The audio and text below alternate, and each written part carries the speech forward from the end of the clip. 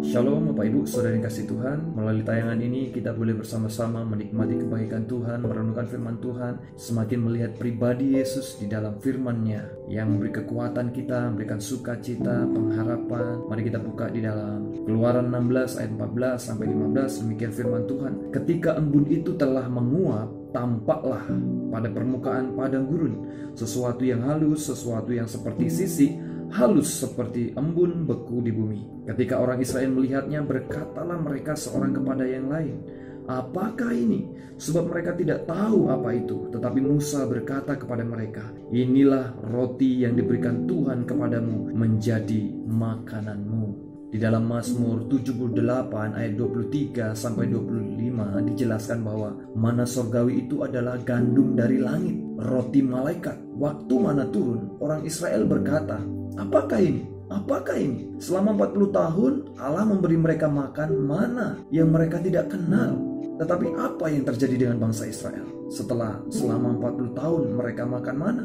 Mereka terbiasa dengan mana? Mereka bosan dengan mana? Mereka mulai komplain. Padahal Allah memberi mereka makanan surgawi, gandum dari langit, roti malaikat. Tahu apa yang mereka katakan? Di dalam Bilangan 11 ayat 5, mereka teringat kepada ikan yang dimakan di Mesir dengan tidak bayar apa-apa, kepada mentimun, semangka, bawang pre, bawang merah, dan bawang putih. Kemudian mereka berkata di dalam Bilangan 11 ayat 6 bahwa mereka kurus kering, tidak ada sesuatu apapun kecuali mana ini saja yang mereka lihat. Dengan kata lain, mereka komplain. Mereka berkata, sekarang yang kita lihat hanya mana dan mana, tidak ada yang lain. Bayangkan, makanan dari sorga yang diberikan kepada mereka menjadi sesuatu yang tidak berarti buat mereka. Mana sorgawi di sini sesungguhnya menggambarkan tentang siapa?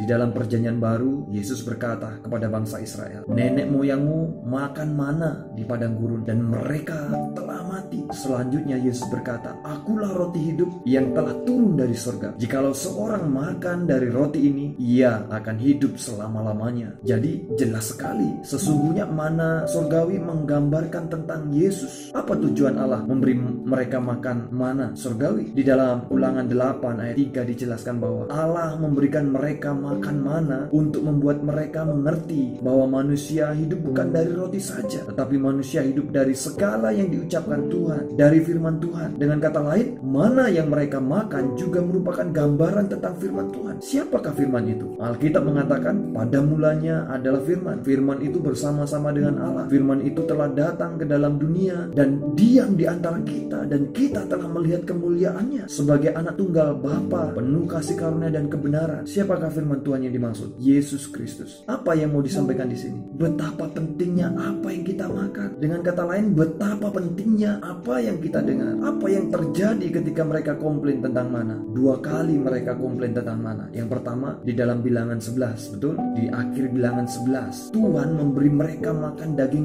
burung puyuh. Selagi daging ada di mulut mereka sebelum dikunyah, Tuhan menulahi bangsa itu dengan tulah yang besar, sehingga tempat itu dinamakan Kibrot Hawa, karena di sanalah dikuburkan orang-orang yang bernafsu rakus. Tidak sampai di sini. Di Bilangan 21 ayat 5 sampai 6, Tuhan menyuruh ular-ular tedung memagut mereka. Apa yang membuat ular-ular tedung datang dan memagut bangsa Israel? Di sini kita menemukan mereka komplain lagi tentang mana. Tahu apa yang mereka katakan? Di sini tidak ada roti dan tidak ada air. Sesungguhnya apa yang mereka katakan tidak benar. Mereka butuh air, air keluar. Selanjutnya mereka berkata, "Makanan hambar ini kami telah muak." Hambar di sini terjemahannya tidak berguna. Makanan tidak berguna ini, kata mereka anggap rendah mana surgawi. Ingat, mana surgawi berbicara tentang Yesus. Kalau saja mereka tidak komplain dan terus makan mana surgawi, maka mereka tetap sehat. Kemudian mereka menyuruh Musa berdoa kepada Tuhan. Kemudian Tuhan menyuruh Musa membuat ular tembaga dan ditaruh di atas tiang. Kemudian Tuhan berkata, semua orang yang terpagut ular, jika ia melihat kepada ular tembaga akan tetap hidup. Sesungguhnya ular tembaga yang ditaruh di atas tiang menggambarkan tentang siapa? Musa membuat ular dari tembaga digantung di atas tiang. Ini menggambarkan apa yang akan terjadi di masa mendatang. Yesus yang mati tergantung di atas kayu salib. Di dalam Perjanjian Baru, Yesus berkata kepada Nikodemus, "Demikian juga anak manusia harus ditinggikan, supaya setiap orang yang percaya kepadanya beroleh hidup yang kekal." Dengan kata lain, siapa yang melihat kepada Yesus akan hidup. Sesungguhnya mereka tidak pernah menyadari bagaimana keadaan mereka selama mereka makan makan mana surgawi. Ulangan 8 ayat 4 dijelaskan bahwa selama mereka makan roti mana surgawi,